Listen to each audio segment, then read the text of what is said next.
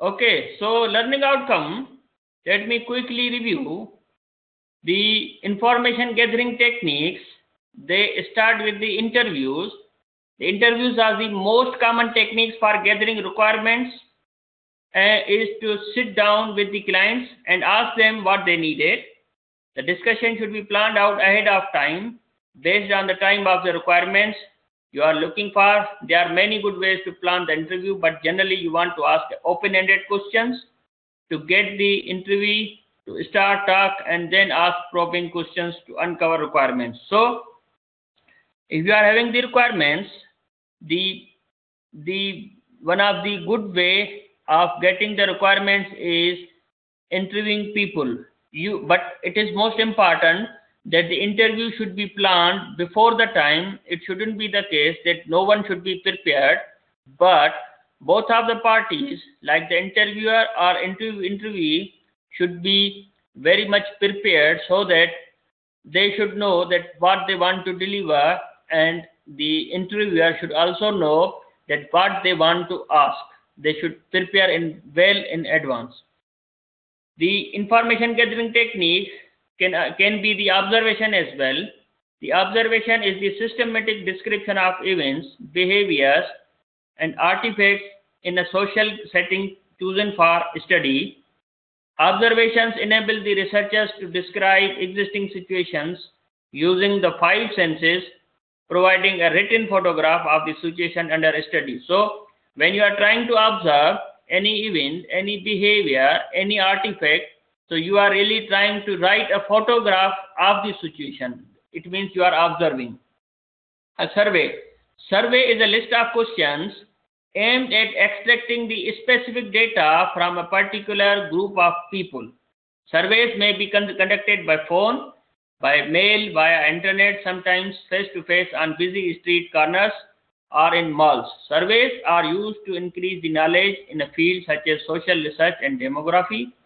Survey research is often used to assess thoughts, opinions, and feelings. Surveys can be specific and limited, or they can be more global or widespread goals. So, surveys gives you the knowledge or the idea, feelings of people, audience, whatever the audience may be, in the form of questions, what the questions they want to answer. The questions could be open-ended questions.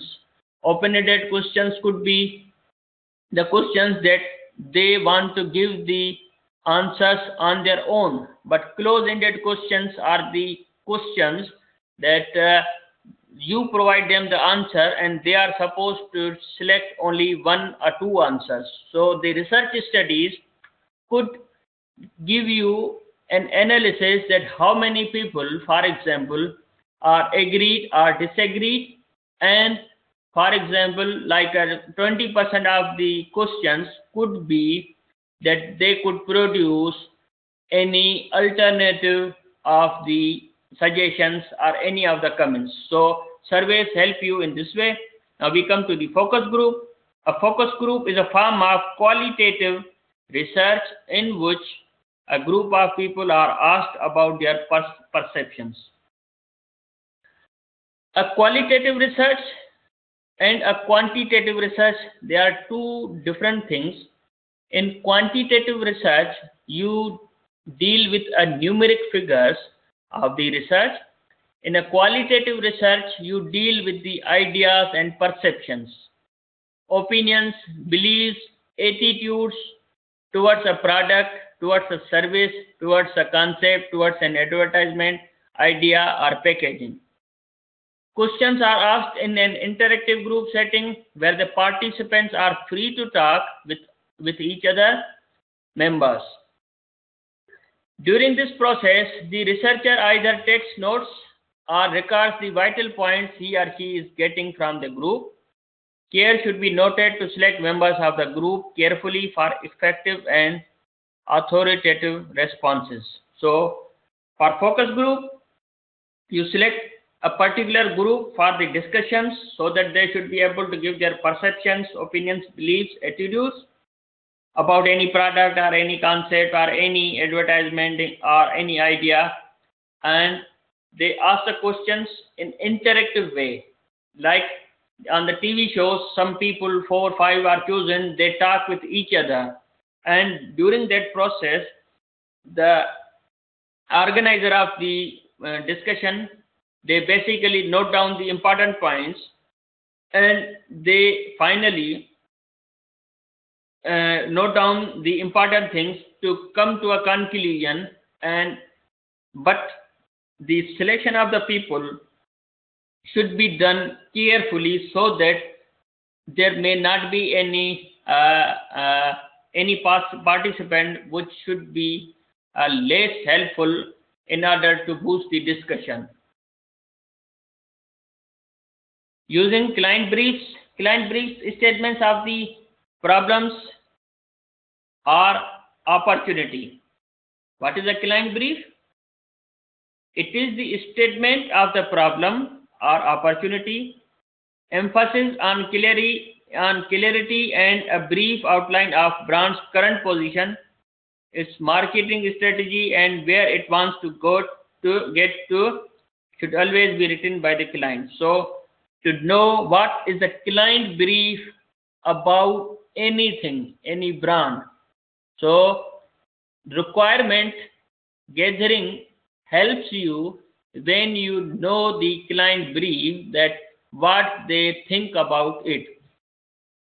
Next is the feasibility study. The feasibility study is the analysis of how successfully a project can be completed.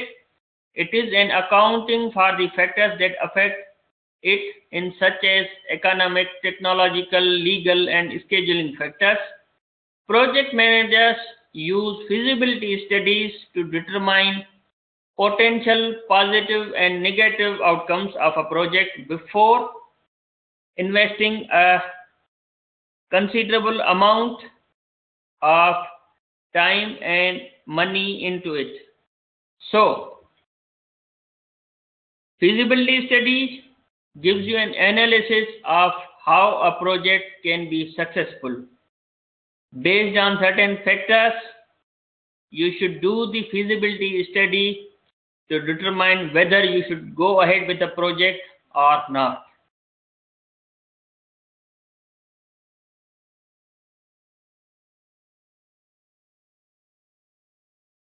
Now, we come to the components of a feasibility study. There are several components of a feasibility study.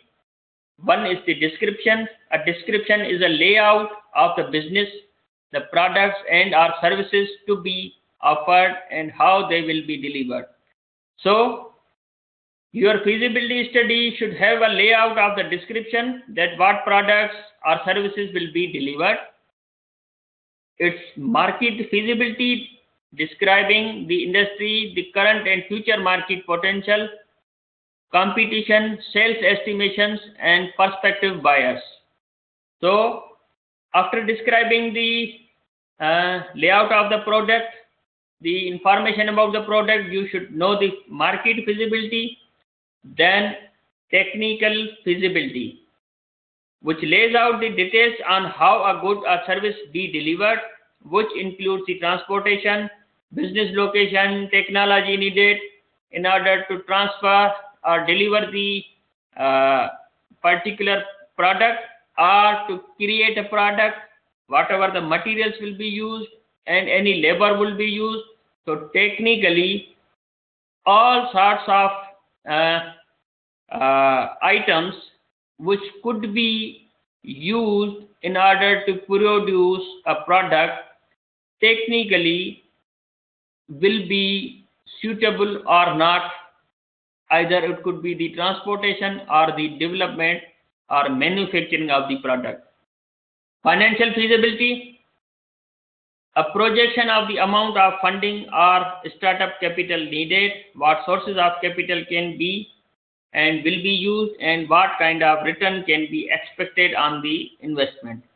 So if you have the funds, if you know that you will have the sufficient funding and expected investment, then your feasibility is okay for the project. Otherwise, if you think that you have an idea, you have a market feasibility, you have a technical feasibility, but you don't have the sufficient funds to start the project, and if you wanted to start the project and wanted to take the risk, then you should not start with the particular project until all the feasibility constraints are okay. Organizational feasibility, a definition of the corporate and legal structure of the business. This may include information about the founders, their professional backgrounds, and skills they possess necessary to get the company off and ground and keep it operational.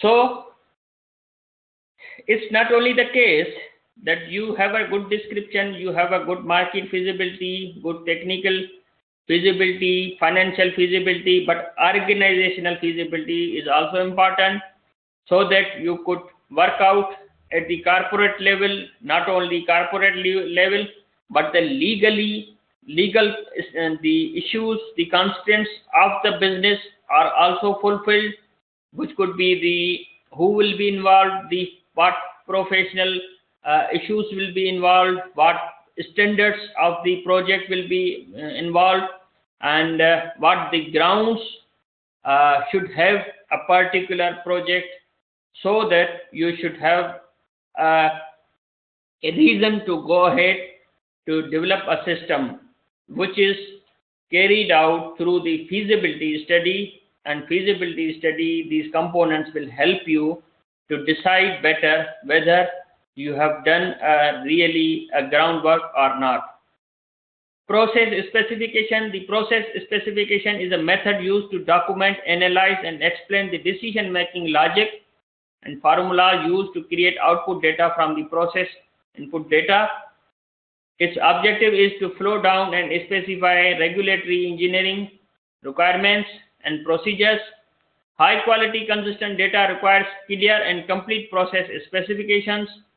A process specification reduces ambiguity, allowing an individual or organization to obtain a precise description of executed tasks and accomplishments, and validate system design, including data dictionary and data flow diagrams. So we are here on the design process, then process specification is method for used to document, analyze, and explain the logic, decision-making logic and formulas in order to create the particular system. Data flow diagrams is a graphical representation of the flow of data through an information system, modeling its process aspects. We are here on basically in this unit, we are discussing the information gathering techniques.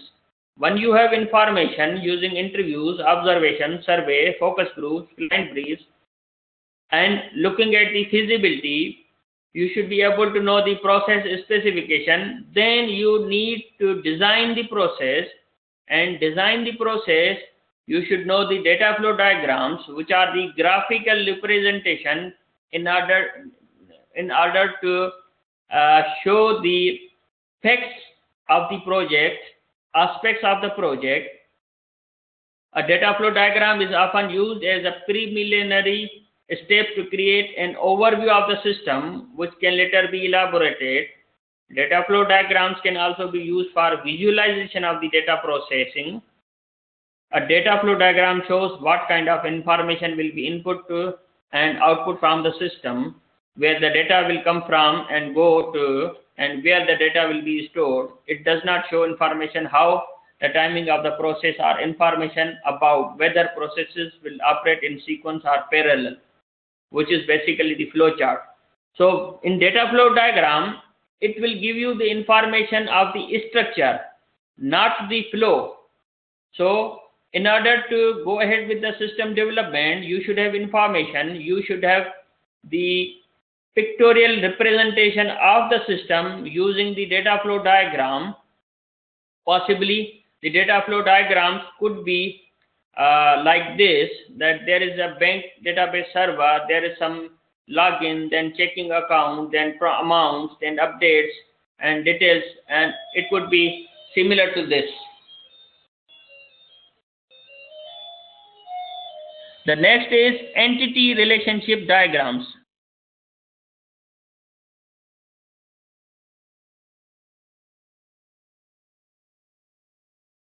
The entity relationship diagrams is a data modeling technique that graphically illustrates an information system entities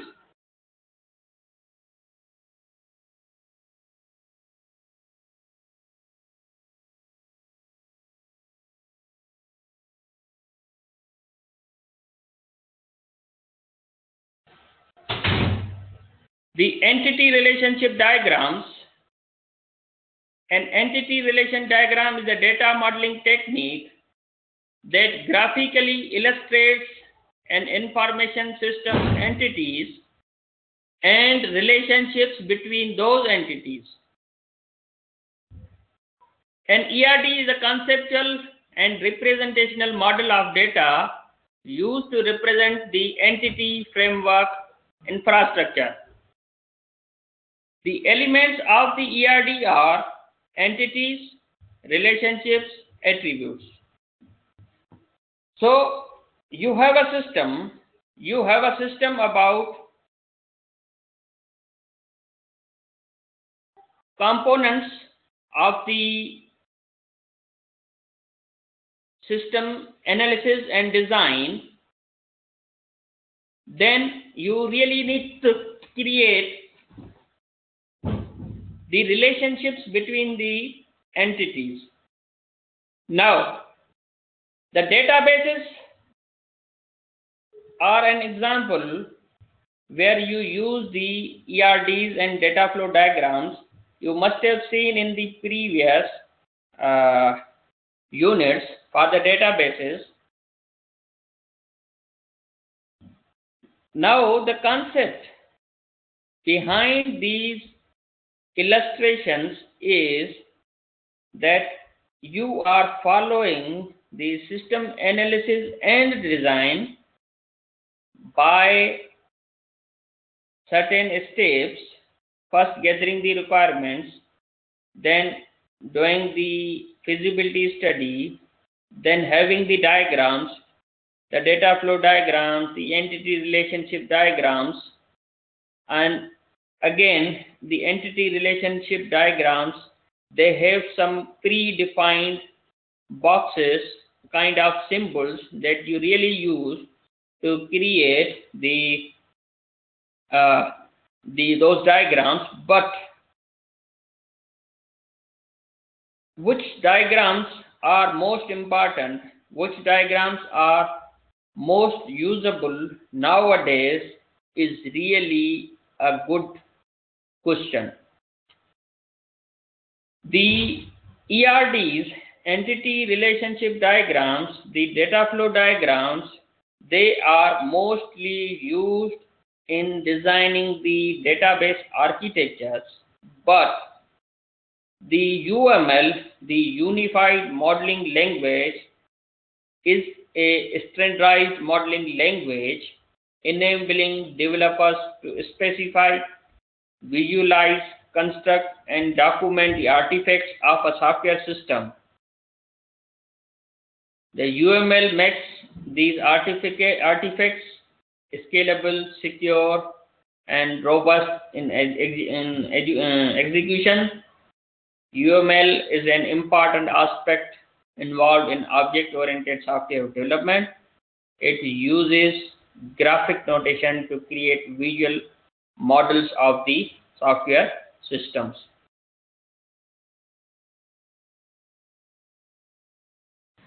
At this moment, are you clear, Yusuf, about the process? Process? I mean, the analysis and design, you have to be well aware from the requirements, yeah, and then basically some of the topics that I have discussed according to the learning outcome. They are somehow general, right? But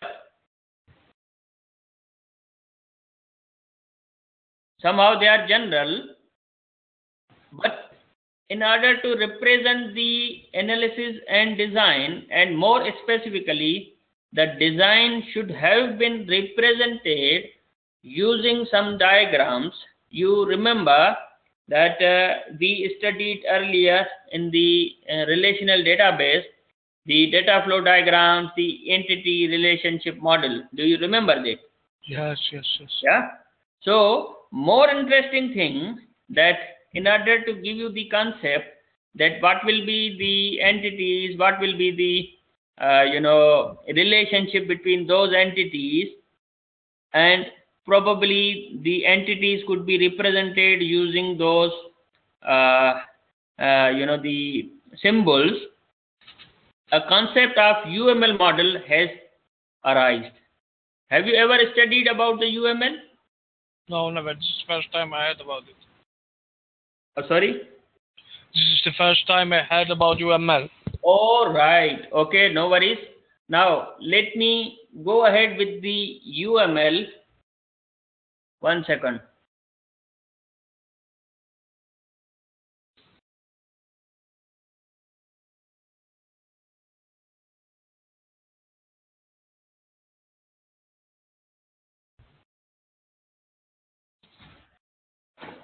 UML. Unified Modeling Language, accepted by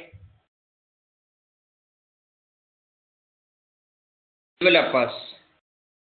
UML model accepted by majority of the analysts.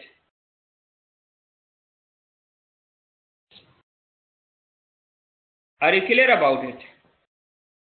Sorry? UML, Unified Modeling Language, is basically the modeling language, a language to represent the systems, to design the systems, and it has been accepted by the majority of the analysts. Right? Right. So system analysis and design, you remember that flowcharts, previously the flowcharts were used, yeah, but nowadays the UML is used most of the time by the big projects, the big analysts, to represent the system design, to represent the analysis of the system using the UML. Okay. Now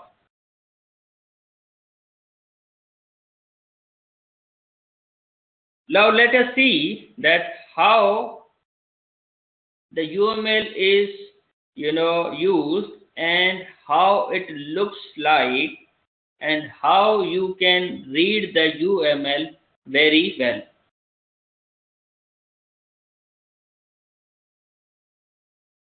Here is a book, UML Distilled, 3rd edition. The authors are Grady Booch, Ivor Jacobson, and Ramba. Basically, they are the pioneers. They describe what is UML, and they describe about the processes we discussed earlier, that how their model will be carried out, like iterative or waterfall, predictive or adaptive, agile processes, rational processes. So after going through these concepts of the models, basically the diagrams have been discussed into this book. I could include the diagrams of the UML, but I would advise to go through any book of the UML, and especially this book is really very good. Let us look at the important diagrams, that what the diagrams are.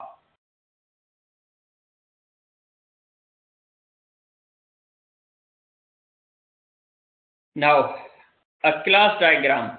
is represented by the square. An object diagram is represented with a class name and certain attributes created in between, certain association between the classes, the multiplicities like the associations or attributes we discussed earlier, that one-to-one, one-to-many, and some inheritance concepts like generalizations over there. Then the certain interaction between the diagrams, a use case diagram. A use case diagram is probably represented by an actor, represented using an oval in the form of an action. I am trying to explain the UML in a kind of unordered way. The reason that the concept of UML is little bit implementing our actions, representing our actions into the graphics. For example, if there is a summary of a project description, then there will be the nouns, verbs, and objectives and objects. Okay? Okay. So the nouns will become the classes, right? Okay. If you have a noun, then it will become a class. If an activity has to be done, then it will become the use case. You may have a look that use case, a verb will become a use case, and object can be another noun or an item. For example, open a bank account or any activity of login, any activity of transaction, a use case could be the activity to be operated by any actor, and objects involved could be the class diagrams, and the class diagrams, they will have some associations, and another diagram is the class, let me load down or list out. You should have the use case identification, that what use cases will be there, what objects will be there in the form of class. You should know the activities of the activity diagram of the system. You should know the interaction diagram of the system, that how they will be interacting. You should be able to know the sequencing of those components, yeah, that how they will have a sequence in order to be executed. You should be able to know the state of particular scenario where your system will be. So what are those included? State diagram, the activity diagram, the package diagram, use case diagram, the class diagrams, the class association diagrams, the generalization. Is that clear now?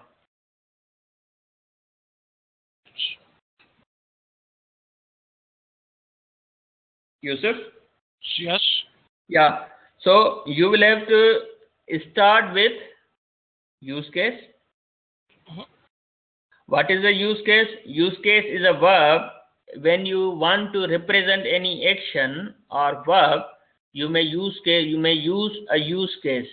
You give a name that who will operate the verb, and then you will show that this work will be done.